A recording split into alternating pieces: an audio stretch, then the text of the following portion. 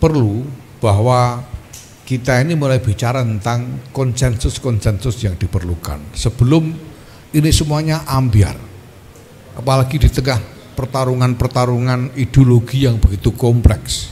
Ya. Tadi malam kita baru saja saksikan suatu saga di TV tentang ideologi environmentalisme melawan ulilisme ini. Nah,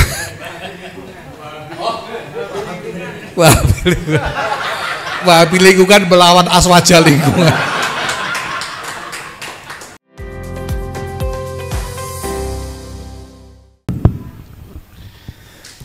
Assalamualaikum warahmatullahi wabarakatuh. Alhamdulillah, syukurillah, salatu wassalamu ala rasulillah sayyidina maulana Muhammad bin Abdullah wa ala alihi wa sahbihi wa wala. Negara Kesatuan Republik Indonesia, bangsa Indonesia ini lahir sebagai hasil dari konsolidasi untuk membuat wahana kebersamaan dari sekian banyak elemen yang berbeda-beda. Nah, wahana kebersamaan itu diciptakan melalui apa? Jelas melalui konsensus, seperti yang kita tahu semua. Ada konsensus tentang dasar negara, konsensus tentang bentuk negara, konsensus tentang nilai dasar negara yaitu Bhinneka Tunggal Ika. Maka Pendeta Jeki Manuputi tadi juga membisikkan ke saya bahwa konsensus kebangsaan kita yang awal mula itu adalah PBNU katanya. Pancasila, Bhinneka Tunggal Ika, NKRI, dan Undang-Undang Dasar 45 gitu. Itu konsensus yang kemudian menghasilkan wahana kebersamaan ini, bangsa dan negara ini. Nah, tetapi tidak berarti kemudian bahwa masalah selesai. Pertama, bahwa perbedaan-perbedaan itu tidak otomatis kemudian bisa diselesaikan atau bisa dipupus dengan konsensus itu. Ya. Yang kedua, di dalam perkembangan dinamika masyarakat, isu-isu baru terus berkembang yang menciptakan potensi-potensi perbedaan, potensi-potensi konflik yang baru. Ya. Nah,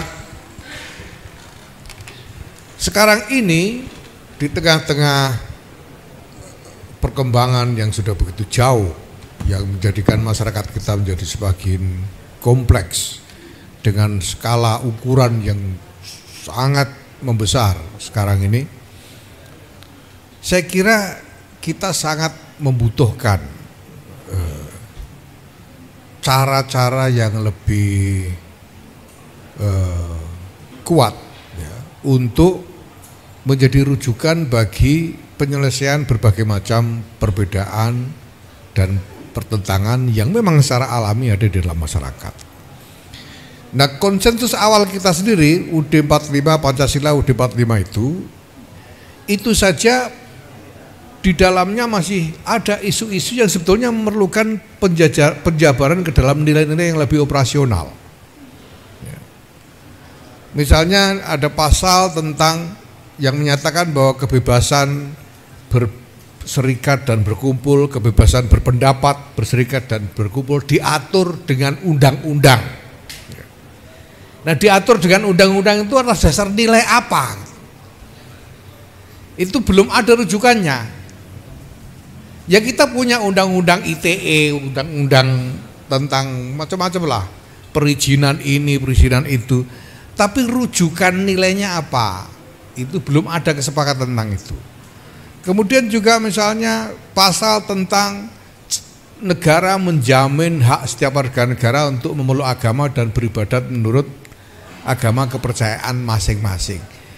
Itu rujukan operasional tentang itu juga belum terjabarkan dengan baik, sehingga sampai sekarang masih muncul saja kita ini kasus-kasus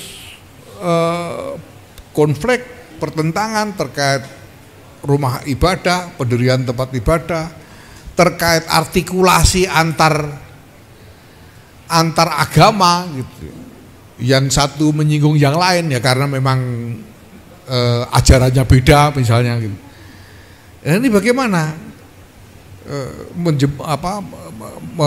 menjembatani atau mengelola perbedaan-perbedaan ini.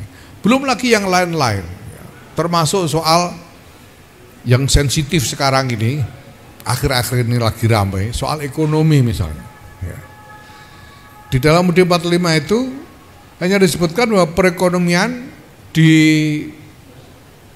diatur atau di apa bahasanya itu ya, perekonomian diatur atau dikelola begitu secara kekeluargaan gitu kan, gimana itu, ntar saya cek lagi ini bunyi pasalnya.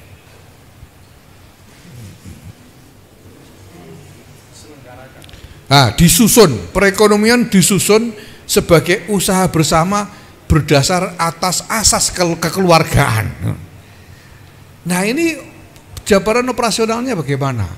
Ini belum ada. Nah, kemudian cabang-cabang produksi yang penting bagi negara dan menguasai hajat hidup orang banyak dikuasai oleh negara. Ini batas-batasnya seperti apa kita juga belum punya rujukannya, ya. Apalagi dengan perkembangan industri seperti hari ini gitu. Kalau dulu mungkin diasumsikan yang namanya cabang produksi itu ya energi, kira-kira begitu kan, apalagi misalnya yang lain air, ya, yang dianggap menguasai hajat hidup orang banyak. Tapi bagaimana dengan misalnya mie instan hari ini? Mie instan yang sudah ya sebetulnya ya, menurut saya relatif menguasai hajat hidup orang banyak. Siapa nggak makan mie instan hari ini tuh? Nah ini gimana? Dan produk yang lain misalnya seperti misalnya produk-produk digital seperti yang kita gunakan. Nah ini seperti apa? Ini juga belum terjabarkan. Bumi, air, dan kekayaan yang terkandung di dalamnya dikuasai oleh negara dan dipergunakan untuk sebesar-besar kemakmuran rakyat. Ini juga belum terjabarkan nilai-nilai operasionalnya. Ya. Sejauh mana sumber daya alam itu boleh dieksploitasi. Ya. Seperti apa norma-normanya. Ini belum cukup ada jabaran. Nah, belum lagi ditambah dengan macam-macam produk teknologi yang berkembang pesat sekali dan itu menimbulkan pertanyaan-pertanyaan tentang kepatutan dan kelayaan. Produk-produk teknologi produk bioteknologi misalnya, ini ramai ini. Sejauh mana sebetulnya rekayasa bioteknologi itu dianggap patut? AI, Artificial Intelligence, bagaimana penggunaan yang patut dari AI itu? Ya sekarang aja AI itu sudah bisa menciptakan tokoh video yang nggak ada manusianya, itu sudah ada ya. Dan kelihatannya seperti manusia, nggak ada manusianya. Dan itu pasti akan semakin maju. Nah, sejauh mana ada deepfake dan lain sebagainya? Ini semuanya belum ada. Walhasil yang kita butuhkan adalah pertama tentang jabaran lebih operasional dari nilai-nilai dasar dalam kehidupan bermasyarakat kita ini, supaya macam-macam perbedaan yang muncul ini ada saluran untuk menyelesaikannya sebagai jalan keluarnya. Ada kisi-kisi tentang ini harus diselesaikan melalui cara apa, koridornya seperti apa. Kemudian yang kedua soal etika, kebutuhan tentang konsensus tentang etika. Nah, apa sih yang kita anggap patut dan apa yang dianggap tidak patut? Soal etika ini kita sangat butuh. Nah, hal-hal semacam ini saya kira tidak cukup diserahkan hanya kepada undang-undang atau aturan-aturan hukum. karena aturan-aturan hukum itu jatuhnya lalu cenderung menjadi lebih kepada koridor teknis yang dalam praktek sangat sering kemudian ya disiasati aja, tergantung kepentingan pelaku, disiasati koridor ini supaya lolos dari pagar-pagar hukum teknis itu, maka tidak cukup. Ya, begitu juga misalnya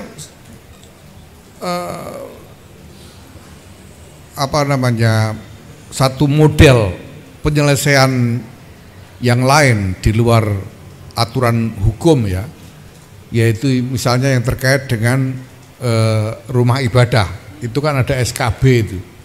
SKB tentang rumah ibadah. Nah itu jatuhnya dalam praktek kita bisa saksikan lah, ini fakta. Jatuhnya jadi mayoritarianisme. Jadi di mana-mana itu yang minoritas harus nurut kepada yang mayoritas.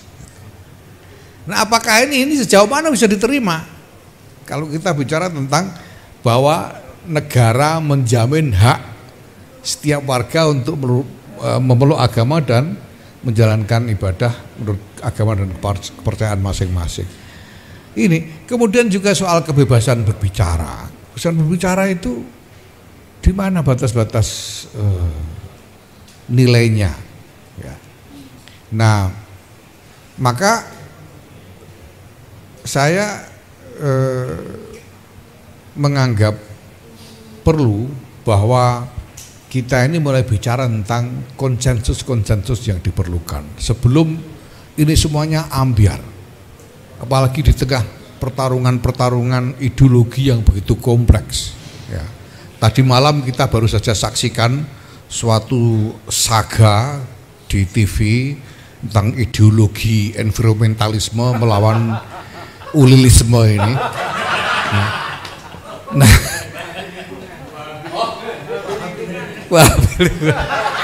Wahabi lingkungan melawan aswaja lingkungan.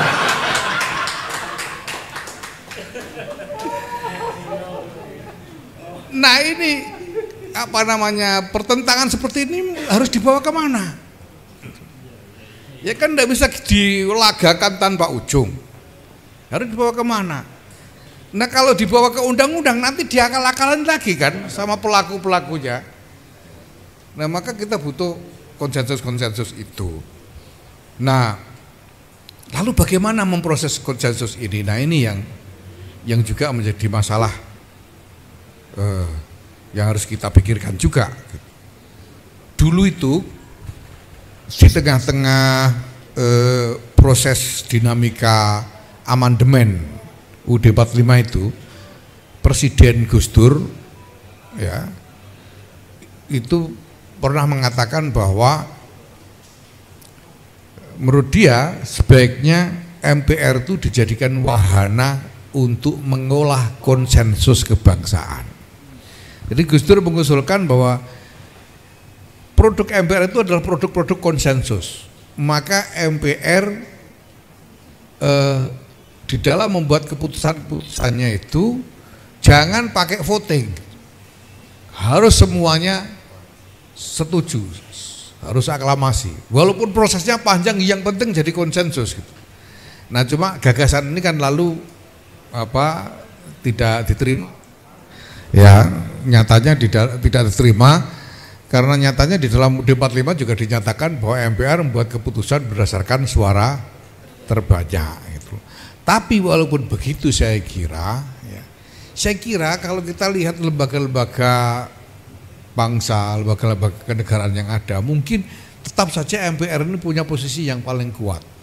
Mungkin hasilnya bukan tap MPR, bukan produk-produk tata negara yang teknis ya, tapi sesuatu yang beda, yang lebih ya tingkatannya lebih bersifat nilai-nilai luhur.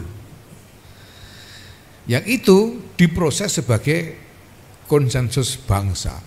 Nah maka saya sebetulnya ingin menyampaikan himbauan permintaan kepada MPR untuk memikirkan ini, dan kalau bisa kemudian mengambil inisiatif, memimpin proses ini, karena kita butuh banget nih.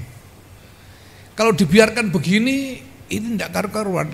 Sudah ada contohnya, banyak negara ini jadi ambiar karena tidak cukup punya konsensus tentang berbagai macam isu yang muncul dalam dinamika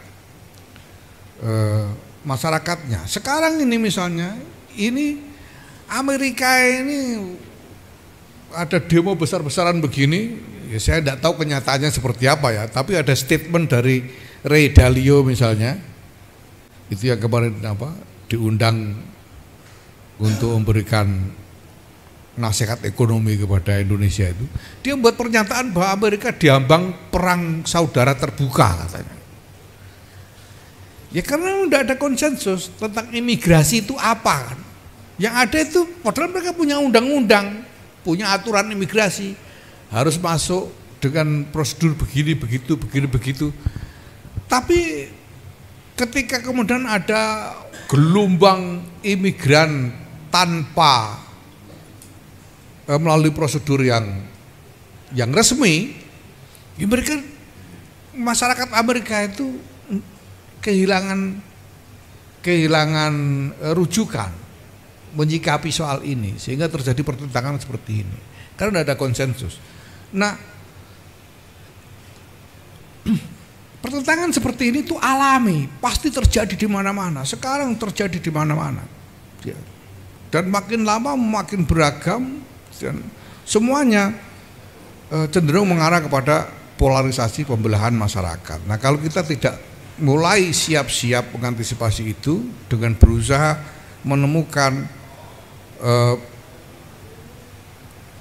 konsensus untuk isu-isu paling strategis bagi kehidupan berbangsa dan bernegara ini, saya kira ya resiko yang mengancam kesentosaan bangsa ini akan semakin besar ke depan. Demikian. Terima kasih. Assalamualaikum warahmatullahi wabarakatuh. Waalaikumsalam warahmatullahi wabarakatuh. Ini untuk penjelas dulu, Gus.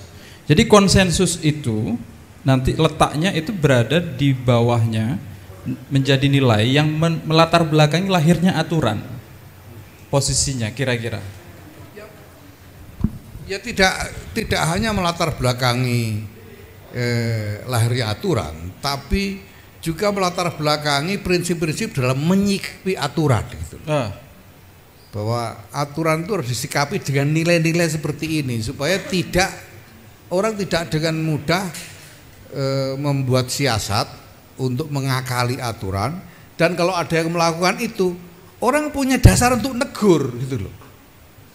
Sekarang ini kalau yang ngakali aturan itu, kalau asal sudah bisa diakali kan, tidak melanggar hukum gitu. Tapi padahal kita tahu itu sebetulnya tidak pantas gitu. Tapi karena nggak ada konsensus tentang etikanya, ya negurnya susah juga gitu. Bentuknya itu seperti apa nanti? Ya nanti diproses, saya sendiri belum. Ya kalau dulu itu ya, kalau dulu usul Gus Dur supaya MPR menjadi wahana untuk melahirkan konsensus, ya produknya jadi produk-produk MPR. Tapi sekarang kan tidak masuk itu, Gus Dur itu tidak diterima. Nah, ya kita harus memikirkan wahananya seperti apa. Tapi poin saya adalah bahwa kita butuh ini. Konsensus ini kita butuh, itu poin saya. Dan sekarang semua orang memproses, misalnya Vatikan misalnya membuat lembaga khusus untuk mengolah atau memproses prinsip-prinsip etika tentang artificial intelligence. Ya, yang ini sebenarnya harus disadari, harus dimiliki, dan kita harus punya etika tentang itu, dan ditegakkan dengan apa ya? Kalau lihat keseluruhan konstelasi tatanan yang kita punya, ya konsensus. Nah, gimana caranya? Mari kita pikirkan, dan saya kira ya kembali saya minta MPR untuk mohon menangkap ini gitu ya, dan mengambil inisiatif tentang ini.